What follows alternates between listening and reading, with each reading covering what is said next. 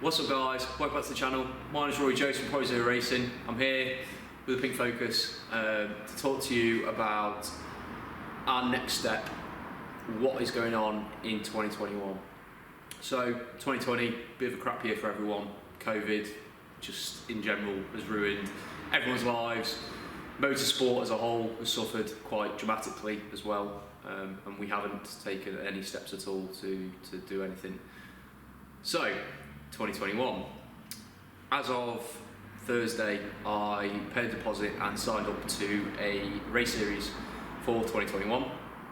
We have between now and the 20th of March to get the car where we need it to be, sort all the niggly bits out, do some test days, and for me to get some seat time and get my National Race B licence. So, the series we've entered into is the modified Ford series. Now, I've been watching the series for the last couple of years, some super cool cars in the series, and as a whole, it looks amazing. So I was speaking to Paul Neville, the guy who runs the series, for the last couple of weeks, and finally took the plunge on Thursday, paid the deposit, and signed up for the first race. So, first race is at Silverstone on the 20th and 21st of March. It's a double header, round 1 and 2. And yeah, we're going to be there, surprisingly. So the Modified Ford series runs a couple of different classes. The class that we have entered into is Class A, which is for 2 litre and above turbocharged applications, which obviously we're a 2.5 litre turbo.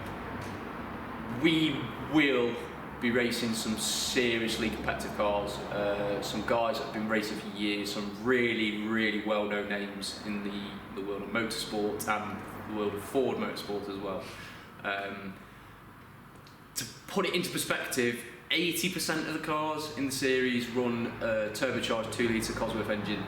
So for those of you that are into Ford, you will understand straight away the majority of these are Cosworths in terms of Escorts, Sierras, Sapphires, all that kind of stuff.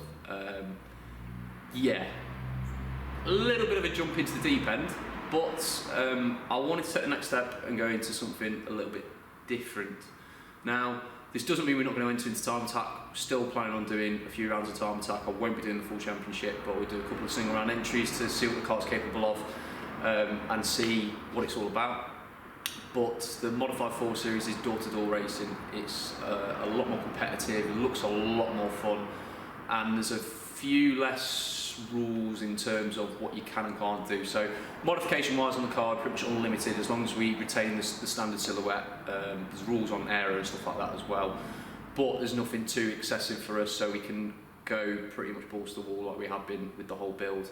There's no set tyres at all, so we can run the BTCC slicks and the wets, which are relatively cheap and cost effective for us. Obviously, big, powerful, heavy car. You will chew through tyres, and you know the grip levels we can get from these slicks is pretty insane. When you buy a full set of slicks for 120 quid and a full set of Trofeo Rs for time attack is around 900 or so quid, there's a big price difference there, which is money you can put into fuel and travelling, etc, etc. The race series itself is actually quite cost effective. It's not what I'd consider seriously expensive. The prices can fluctuate depending on how many people enter into the rounds, etc, etc. So we have between now and the 20th of March to get the car out, get the testing done, get the suspension set up, sort the niggly bits out, me to get some real seat time in a car that's quite high powered compared to the seat time we're getting in other cars. But yeah, it's happening. We've taken the steps, and it's down to me now to pull this one out of the bag. So just wanted to keep you guys updated on exactly what's been going on and what we're actually going to be doing. I'm seriously excited at the moment. It's been a really crap year, and I've finally got something to look forward to next year now. And the best part about it all is I'm going to take you guys along with me for the whole ride, so you can see exactly what it takes to get to that point and what we have to do. So yeah, hold on to your hats.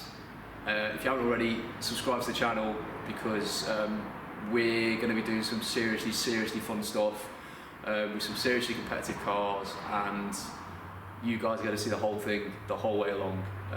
which is what I'm more excited about really, is being able to show you guys what it takes and how you get to that point. So yeah, keep watching, and I'll see you all soon.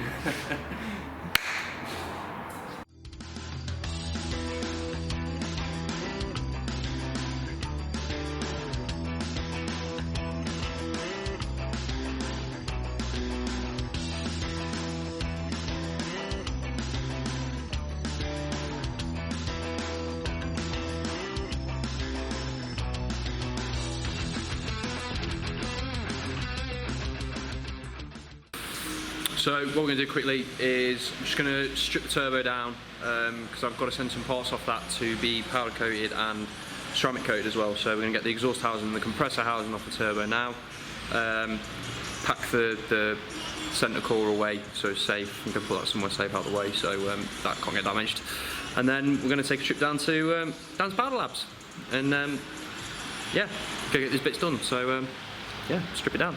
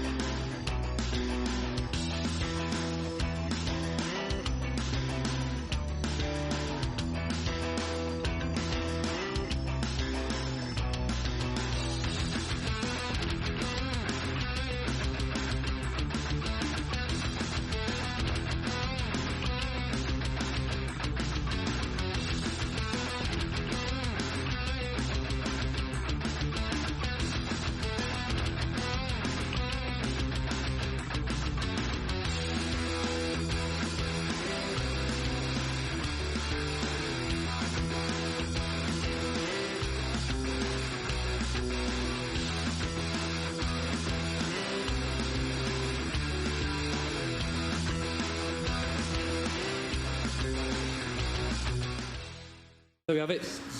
There's the there's the turbo, 3 pieces. Turbine housing, which is the heaviest part, turbo, surprisingly. That's obviously going to take the brunt of all the heat and the things that we're going to throw at it. Then you've got your sense core, which I'd like to point out is relatively small, considering what this turbo flows. We have wire locked the oil would turn on, and then obviously everything else is on there ready to rock and roll for fit the new turbo onto the car. And then here's the magic, the compressor housing.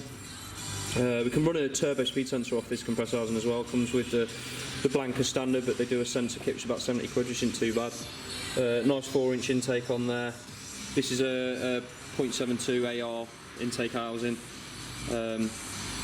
Super lightweight, super nice. I think it's a 1.8 MPT fitting as well, which we're going to use the AN lines for the vacuum lines.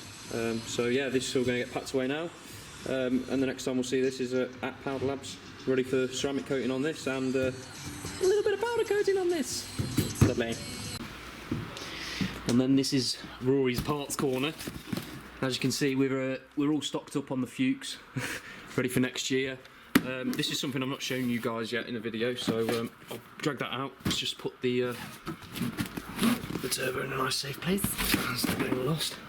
So here we have our controller of boost, which is Turbo Smart 50mm Pro Gate, as you'll see. The Motorsports one with the heat shielding on it. A massive thing, absolutely massive. But this is what's going to help us with the controlling of the boost pressure and stuff on the car. Yeah, nice piece of kit, real nice piece of kit, really well made as well, as per always with everything Turbo Smart. So that'll be on the car soon with the manifold and obviously the turbo once we get it back. So yeah. So we've got the windscreen wiper motor and arms back in place.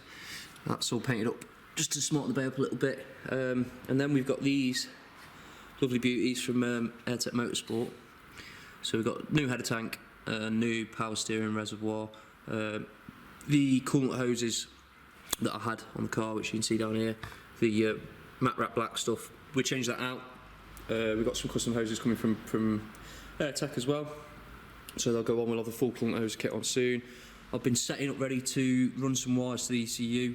We had Lee up here the other day doing some mapping on the car and just talked through a couple of features of what we want to add to the car. So he has sent me the pin out so I can run some wires from the I/O output on the Syvex to the steering wheel, and then to two other little controls that we're going to have as well for traction control and boost settings. So we'll have 1 to 12 on both of those, so Lee can set that up, and the button for what we're going to need for the race, which is going to be for, well, basically, it's going to be for the rolling anti-lag, which is effectively a rolling launch control, which I think I may or may not have shown you on another car before. But basically what a rolling anti-lag is, when you're going along at set cruise speed, for example, like 30, 40 miles an hour, in a relatively decent gear, maybe second or third, something like that, preferably third.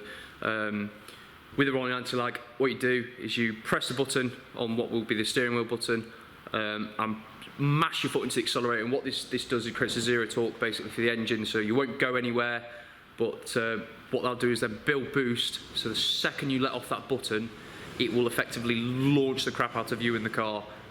So we're going to use that. I'm pretty certain the starts on the races for the series that we're going into are rolling starts. It may or may not be, but it doesn't matter. We've got the launch control anyway to use for standing starts, and then we'll have the rolling anti-lag to use for if it is a rolling start. So yeah, cool features that are going on to there as well as obviously the boost control and the traction control settings, because we're going to need that. You're not necessarily, depending on the weather, going to be wanting full traction control to cut in and out the power. So yeah, more bits done. Hope you've all enjoyed the video, and I'll catch up with you relatively soon. Christmas is coming now, so it's going to give me more time to get some content out to you guys. It's going to give me more time to spend on the car and sort a couple of little niggly issues out that I want to get done before we then take the car down to have the rest of the bits sorted off. So catch you all soon. Thanks for watching. Be sure to subscribe and like the video. See you in the next one.